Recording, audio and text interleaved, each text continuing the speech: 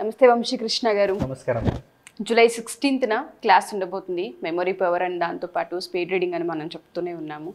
So and దాంతోపాటు every Sunday hand writing classes కూడా మనం తీసుకుంటూ ఉన్నాము. దానికన్నా ముందు స్పీడ్ రీడింగ్. చాలామంది పిల్లలకి స్పీడ్ రీడింగ్ చేయాలని ఉంటుంది. మన క్లాస్లో కూడా దాని ఇంపార్టెన్స్ ఏంటి అండ్ దాంతోపాటు ఏ విధంగా చదవాలి అన్న దానిపైన అవేర్నెస్ని క్రియేట్ చేస్తారు. సో చేయకపోవడానికి అంటే చదవకపోవడానికి స్పీడ్గా మెయిన్ రీజన్స్ ఏంటి అంటారు? అసలు ప్రతి ఒక్కరికి కూడా ఉంటుంది స్పీడ్గా చదవాలని. ఎందుకంటే లైఫ్ అంటే ఓన్లీ స్టడీయే కాదు, స్టడీతో పాటు రిమైనింగ్ టైం మన ఇంటర్నల్గా ఏదో ఒక స్కిల్ అనేది ఉంటుంది. ఆ స్కిల్ని కూడా డెవలప్ చేసినప్పుడే ఆ స్టడీకి ఆ స్కిల్ రెండు యాడ్ అయినప్పుడే లైఫ్లో పర్ఫెక్షన్ వస్తుంది. కాబట్టి స్పీడ్ రీడింగ్ వల్ల తక్కువ టైంలోనే ఎక్కువ చదవాలని ప్రతి ఒక్కరికి కూడా ఉంటుంది. కాకపోతే ప్రతి స్టూడెంట్ కూడా ఇందాక మీరు అడిగారు కదా, కొన్ని మిస్టేక్స్ చేస్తున్నారు. ఆ మిస్టేక్స్ గురించి మనం ఈ వీడియోలో మాట్లాడుకుందాం మేడం. అంతకంటే ముందుగా నేను స్క్రీన్ మీద ఒకటి రాశాను, అది మీరు అలాగే ఆడియన్స్ అందరూ ఒకసారి చదవండి madam. I could not believe that I could actually understand what I was reading. The human mind does not read every letter by itself, but the words as a whole amazing. Yeah. I always thought spelling was important. Yes. ఇందులో ఒక logic ఉంది madam. ఒక్కసారి దాంట్లో ఏమన్నా difference ఉందా ఒకసారి check చేయండి. Spelling mistake ఉందండి. Super, fantastic. ప్రతి లైన్లో ఒక స్పెల్లింగ్ మిస్టేక్ ఉంది. yes. స్పెల్లింగ్ మిస్టేక్ ఒకటి రెండు కాదు, ఓవరాల్గా మిస్టేక్సే ఉన్నాయి అందులో. జస్ట్ దాంట్లో మీరు అబ్జర్వ్ చేయండి. నేను ఇక్కడ ఏం ట్రిక్ యూజ్ చేస్తానంటే, జస్ట్ ఐ కుడ్ నాట్ అని ఉంది కదా మేడం, దాంట్లో నేను సి అండ్ టీని మాత్రమే అది ఉండాల్సిన ప్లేస్లో పెట్టినాను. ఆ 2 లెటర్స్. రిమైనింగ్ మధ్యలో మొత్తం లెటర్స్ని కూడా జంబ్లింగ్లో పెట్టాను నేను. సేమ్ అలాగే బిలీవ్ అని ఉంది కదా, సేమ్ అది కూడా అలాగే వాట్ దట్ కుడ్ యాక్చువల్లీ నేను జస్ట్ ఫస్ట్ లెటర్ని లాస్ట్ లెటర్ని మాత్రమే అవి ఉండాల్సిన ప్లేస్లో పెట్టాను. మధ్యలో లెటర్స్ని మాత్రం అటు అంటే నాకు ఎట్లా ఇష్టం వస్తే అట్లాగే రాశాను. దిస్ ఈస్ ద ఫస్ట్ మన బ్రెయిన్ సీక్రెట్ మేడం. ఎగ్జాక్ట్లీ. ఎందుకంటే ఇది ఒక బండ గుర్తులా జీవితాంతం గుర్తుండిపోతుంది. మీరు అన్నట్టుగా ఐ ఆల్వేస్ అని ఉంది. ఫస్ట్ ఐ చూడగానే ఏ చూడగానే ఐ ఆల్వేస్ అనేది అసలు వచ్చేస్తుంది అలా నోటికి, ట్రిగర్ అయిపోతుంది. ఇది మన బ్రెయిన్ సీక్రెట్. స్పీడ్ రీడింగ్లో ఇదొక లాజిక్. అంటే దీని నుంచి మనం ఏం నేర్చుకోవాలంటే, ఆల్మోస్ట్ ఆడియన్స్ కూడా స్టూడెంట్స్ కూడా అందరూ చదివే ఉంటారు. ఇది ఎవరో కొంతమంది దాన్ని డీప్గా చూస్తే చదవలేరు తప్పిస్తే, జస్ట్ ఓవరాల్గా ఒక ఓవర్వ్యూలో చూస్తే మాత్రం 100% ప్రతి ఒక్కరు కూడా చదువుతారు.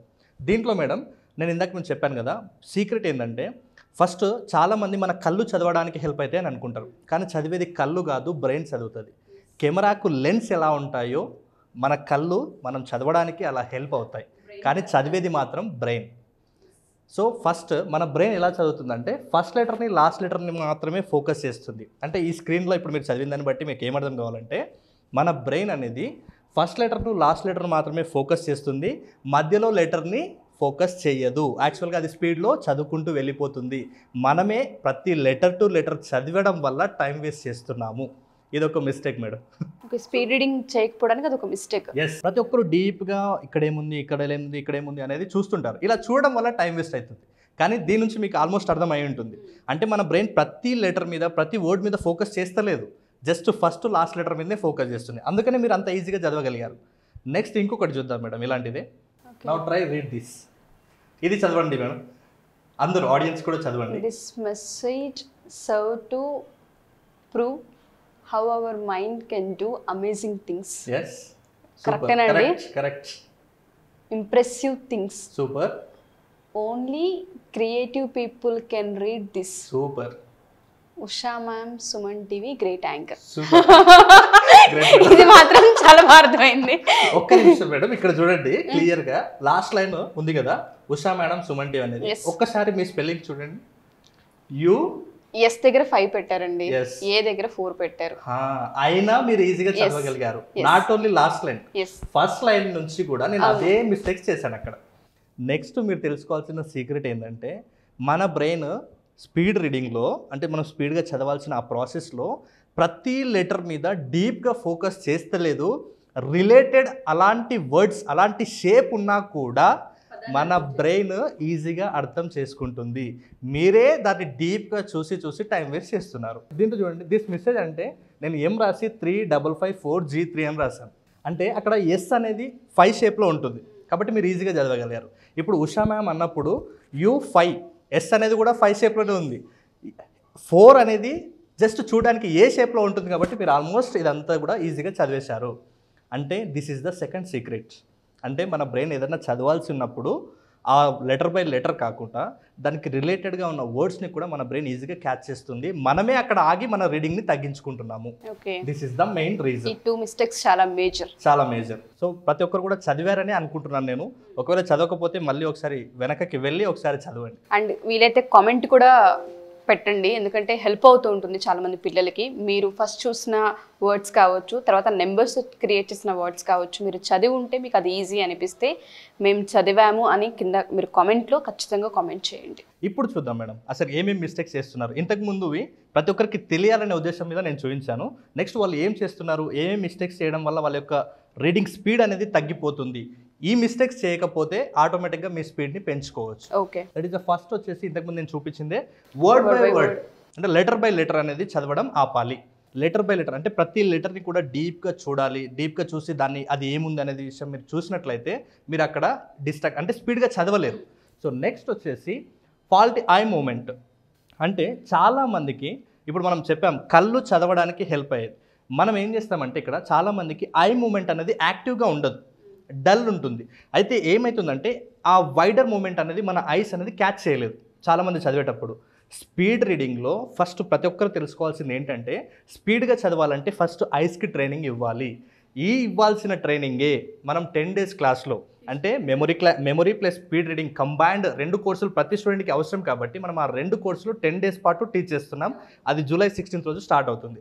ఈ ఐ మూమెంట్కి సంబంధించి ఎలాంటి ఎక్సర్సైజ్ చేసి మన ఐ యొక్క ఆ విడ్త్ ఉంటుంది కదా మేడం, అంటే మనం చూసే ఆ దృష్టిని పెంచుకోవాలి, పవర్ఫుల్గా ఎలా చేసుకోవాలనే దాని గురించి నేను అక్కడ ట్రైనింగ్ ఇస్తాను. అంటే మీరు తెలుసుకోవాల్సింది ఏంటంటే మీ ఐ మూమెంట్ అనేది యాక్టివ్గా లేకపోవడం వల్ల మీరు చదవడంలో వెనకబడి ఉన్నారు. నేను చెప్పాను కళ్ళు అంటే ఆ లెన్స్.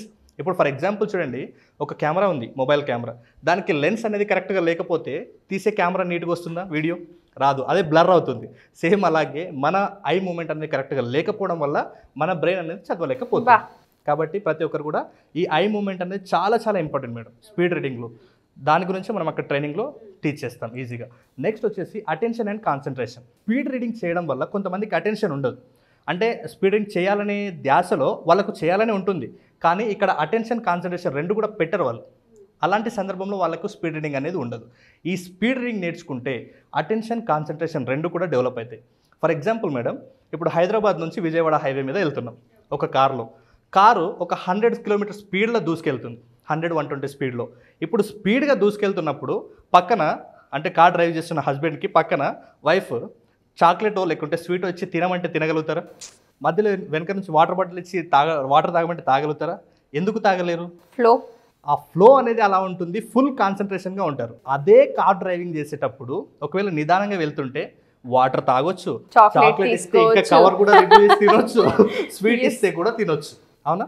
అంటే స్లోగా ఉండడం వల్ల, స్లో రీడింగ్ చేయడం వల్ల డిస్ట్రాక్ట్ అవుతుంది, అదర్ యాక్టివిటీస్ ఎక్కువైపోతుంటాయి. స్పీడ్ రీడింగ్ని నేను కార్ డ్రైవింగ్ తోటి పోల్చాను, అంటే స్పీడ్ డ్రైవింగ్ తోటి పోల్చాను. మీరు స్పీడ్గా డ్రైవ్ చేస్తున్నప్పుడు ఎంత కాన్సన్ట్రేషన్గా ఎంత ఫోకస్గా ఉంటారో స్పీడ్ రీడ్ చేసేటప్పుడు కూడా అంతే కాన్సన్ట్రేషన్ తోటి ఉంటారు, అంతే ఫోకస్గా ఉంటారు. మీరు స్లో డ్రైవ్ చేసేటప్పుడు వాటర్ తాగొచ్చు, చాక్లెట్ కూడా తినొచ్చు, ఇంకా అదర్ యాక్టివిటీస్ కూడా చేయొచ్చు, కానీ అదే స్పీడ్లో చేయగలుగుతారా? సేమ్ అదే బేస్లోనే మీరు స్పీడ్గా రీడ్ చేయడం వల్ల మీ యొక్క కాన్సన్ట్రేషన్ అటెన్షన్ కూడా పెరుగుతుంది. స్లోగా చదవడం వల్లనే మీకు స్లీపీ మూడ్ వస్తుంది, లేకుంటే చదవాలనే ఆసక్తి ఉండదు.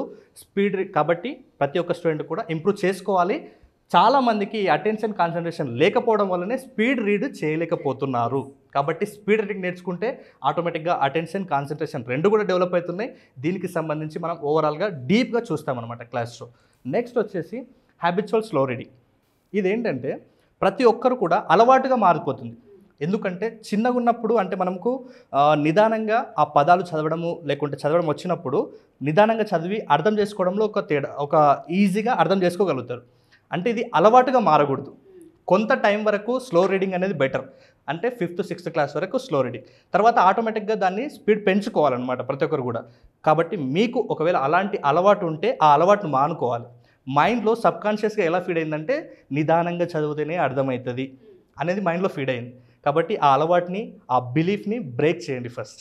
కాబట్టి ఆ స్లోగా కాదు స్పీడ్గా ప్రతి ఒక్కరు కూడా చదవగలుగుతారు అనే కాన్సెప్ట్ మీరు అవేర్ కలిగి ఉండాలి. నెక్స్ట్ వచ్చేసి poor evaluation of important was unimportant. చాలామంది విద్యార్థులు ఎందుకు సిలబస్ని త్వరగా కంప్లీట్ చేయలేరు, ఎందుకు స్పీడ్గా చదవలేరు అంటే వాళ్ళు అనవసరమైన విషయాల మీద ఎక్కువ ఫోకస్ చేస్తారు, అవసరమైన విషయాల మీద ఫోకస్ తక్కువ చేస్తారు. ఇప్పుడు ఒక మొబైల్ ఛార్జింగ్ అనేది ఇంపార్టెంట్ విషయాలకు వాడుకున్నా ఛార్జింగ్ అయిపోతుంది, ఇంపార్టెంట్ విషయాలు కాని విషయాలకు వాడుకున్నా ఛార్జింగ్ అయిపోతుంది. సేమ్ అలాగే మీరు కూడా ఏం చేస్తున్నారంటే చదివేటప్పుడు మీకు ఇంపార్టెంట్ అనే విషయాల పట్ల ఎనర్జీ ఖర్చు చేస్తలేరు, ఇంపార్టెంట్ కాని విషయాల పట్ల మీకు యూజ్ లేని విషయాల పట్ల మీరు అక్కడ టైం స్పెండ్ చేస్తున్నారు, కాబట్టి మీరు అక్కడ ఎనర్జీ లాస్ అవుతున్నారు. కాబట్టి స్పీడ్ రీడింగ్ కంప్లీట్ చేయాలంటే ఇది కూడా ఒక టాపికే. ఏది స్పీడ్గా కంప్లీట్ చేస్తే మీకు హెల్ప్ అవుతుంది, ఏది స్పీడ్గా కంప్లీట్ చేస్తే మీకు మీ స్టడీస్లో మీ ఎగ్జామ్స్లో హెల్ప్ అవుతుందో మీరు అవేర్నెస్ కలిగి ఉండాలి. అందువల్లనే మీరు స్పీడ్గా చదవలేకపోతున్నారు, అది ఆపేస్తుంది. ఎలా ఆపేస్తుంది స్పీడ్ రీడింగ్ అంటే అనవసరమైన విషయాల పట్ల ఎనర్జీ వేస్ట్ చేసిరు. ఇప్పుడు అవసరమైన విషయాన్ని చదివినాక వచ్చినప్పుడు మొబైల్లో ఛార్జింగ్ అయిపోతే పక్కకి పెడతాం, మీ లోపల కూడా ఛార్జింగ్ అయిపోతే పక్కకు వస్తారు. కాబట్టి దృష్టిలో పెట్టుకోండి, మీరు యాక్టివ్గా ఎనర్జెటిక్గా చేయాలి. Next, lack of practice in reading. చాలామంది స్టూడెంట్స్కి చదవడం రాకపోవడానికి రీజన్ ఏంటంటే ప్రతిరోజు చదవకపోవడం. ఏదైనా సరే ఒక అలవాటుగా మారాలి అంటే ఖచ్చితంగా దాన్ని మనం రెగ్యులర్గా కన్సిస్టెన్సీగా చేస్తేనే అది మనకు అలవాటుగా మారిపోతుంది. కాబట్టి చాలామంది చదవడం అనేది ఓన్లీ అవసరమైనప్పుడే వాడుతుంటారు, కానీ రెగ్యులర్గా మనం ఇంతకు ముందు ఒక వీడియో కూడా చేసాం, ప్రతిరోజు రెగ్యులర్గా 5 to 10 minutes ఖచ్చితంగా ఏదో ఒకటి చదవాలి. అది న్యూస్ పేపర్ కావచ్చు, స్టోరీ బుక్ కావచ్చు, మీ కంటెంట్ కావచ్చు, వాట్ ఎవర్. కాబట్టి ప్రతిరోజు అలవాటుగా చదవడం అనేది నేర్చుకోవాలి. నెక్స్ట్ అప్ వచ్చేసి లౌడ్ రీడింగ్. ఇది చాలా పెద్ద మిస్టేక్. స్పీడ్ రీడింగ్ చేయాలి అంటే లౌడ్ రీడింగ్ చేయకూడదు. నేను ఇంతకుముందు ఒక వీడియోలో చెప్పాను, అదేంటి సార్ లౌడ్ రీడింగ్ చేయాలి కదా, చిన్నప్పటి నుంచి మాకు అదే నేర్పించారు. లౌడ్ రీడింగ్ ఎప్పుడు చేయాలి అంటే ఒక కొత్త కాన్సెప్ట్ నేర్చుకుంటున్నప్పుడు, మనకు స్లీపీ మోడ్ ఉన్నప్పుడు, అప్పుడు లౌడ్ రీడింగ్ చేయాలి. అంతేకాని ఇది ఓన్లీ రీడింగ్ కాదు, స్పీడ్ రీడింగ్. స్పీడ్ రీడింగ్లో లౌడ్ రీడింగ్ చేస్తే టైం వేస్ట్ అవుతుంది.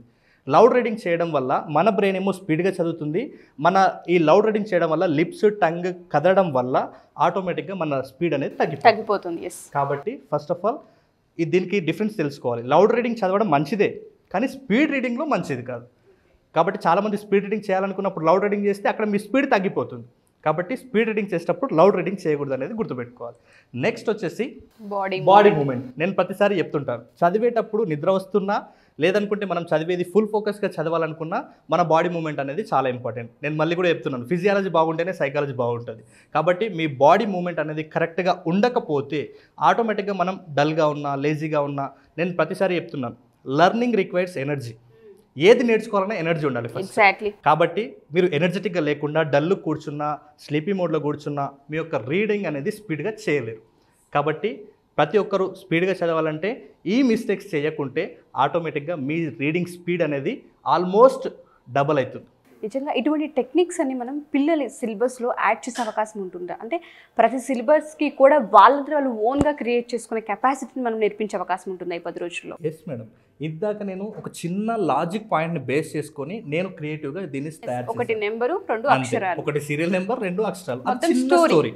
ప్రతి ఒక్కరు కూడా గుర్తుపెట్టుకుంటారు. వీడియో చూసిన ప్రతి చిన్న పిల్లలకు కూడా అసలు 33 డిస్ట్రిక్ట్స్ ఏమున్నాయో తెలియని స్టేజ్ నుంచి 33 డిస్ట్రిక్ట్స్ని చూడకుండా చెప్పే స్టేజ్కి ఈ వీడియో తీసుకెళ్తుంది 100%గా.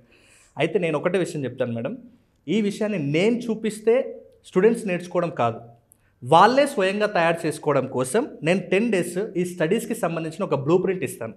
అంటే దాంట్లో ప్రతిదాన్ని కూడా ఒక మెథడ్ ఉంటుంది. కానీ చాలామంది ఏం చేస్తుంటారంటే బట్టి విధానంలోనే చదువుతారు. ఎందుకంటే వాళ్ళకి తెలిసింది అది ఒకటే మెథడ్, దాన్ని రూట్ మెథడ్ అంటారు. కానీ బట్టి విధానంలో అన్ని పాసిబుల్ కావు.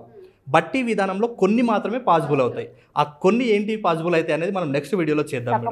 కానీ అందరు ఏం చేస్తున్నారంటే న్యూమరికల్ డాటాని బట్టి పద్ధతిలో, అండ్ ఇయర్స్ను బట్టి పద్ధతిలో, లాంగ్ ఆన్సర్స్ని బట్టి పద్ధతిలోని, నెక్స్ట్ కెమిస్ట్రీ అయినా ఫిజిక్స్ అయినా దేన్నైనా కూడా బట్టి పడుతున్నారు. అన్నింటినీ బట్టి పడితే బట్టి విధానం అనేది మన బ్రెయిన్కి ఇష్టం లేని ఒక ప్రాసెస్. అందుకే స్ట్రెస్గా ఫీల్ అవుతున్నారు, అందుకే కొంతమంది స్టడీస్ని భారంగా ఫీల్ అవుతున్నారు, అందుకే కొంతమంది డ్రాప్అవుట్స్గా మిగులుతున్నారు, ఎంత చదివినా మర్చిపోతున్నామని లాస్ట్గా కంప్లైంట్ ఇస్తున్నారు. దానికి రీజన్ కూడా బట్టి విధానం. కాబట్టి నేను ఒకటే చెప్తున్నాను, అన్ని బట్టి విధానంలో చదవలేము, కొన్నింటిని చదవచ్చు. అందుకోసమే నేనేం చెప్తున్నానంటే ఓవరాల్గా మన దగ్గర 20 కాన్సెప్ట్స్ ఉంటాయి. ఆ 20 కాన్సెప్ట్స్ ఎలా ఉంటాయంటే అకాడమిక్ ప్రతి ఒక్కరు కూడా నేను చెప్తాను, ఇలాంటి ప్రోగ్రామ్స్ ఎగ్జామ్స్ ముందునో లేకుంటే యాన్యువల్ ఎగ్జామ్కి ఒక వారం ముందో నెల ముందో చాలామందికి అప్పుడు గుర్తొస్తుంటుంది. కానీ నేనేమంటున్నానంటే ఇలాంటి ప్రోగ్రామ్స్కి అకాడమిక్ ఎండింగ్లో కాదు, అకాడమిక్ స్టార్టింగ్లోనే జాయిన్ అవ్వాలి. ఎందుకంటే వాళ్ళు ఈ టెక్నిక్స్ అప్లై చేసుకొని వాళ్ళు ఆ 1 year మొత్తం కూడా వాళ్ళ సబ్జెక్ట్ ఇంప్లిమెంట్ చేయాల్సిన బాధ్యత వాళ్ళ మీద ఉంది. కాబట్టి మనం ఇచ్చే ఈ 10 daysలో ఒక బ్లూ ప్రింట్ ఇస్తాం.